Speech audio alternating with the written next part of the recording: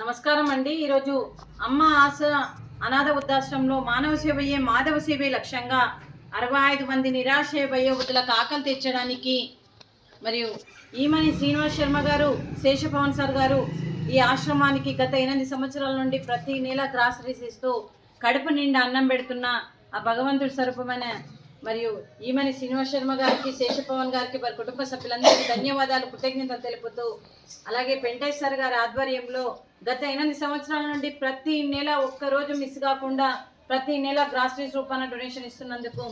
ఈమని శ్రీనివాస్ శర్మ గారికి, శేషపవన్ గారికి ఈ సంవత్సరం తలపెట్టిన అన్ని పనులు విజయం లభించి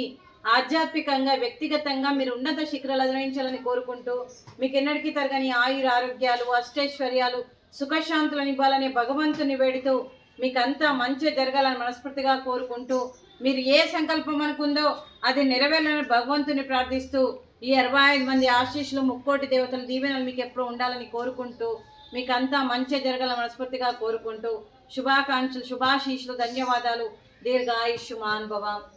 అలాగే ఈ ఆశ్రమానికి ఒక తండ్రి పాత్ర పోషిస్తున్న జూలూరి వెంకటేశ్వర్ గారికి, వారి కుటుంబ సభ్యులందరికీ ధన్యవాదాలు, కృతజ్ఞతలు తెలుపుతూ,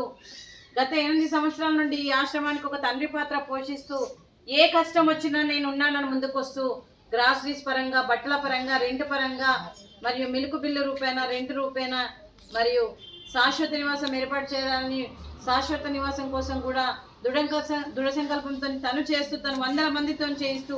ఈరోజు శాశ్వత నివాసం కూడా మరి ఏర్పాటు చేయడం జరుగుతుంది. మరియు వారికి, వారి కుటుంబ సభ్యులందరికీ దీర్ఘాయుష్మాన్ భవ. అలాగే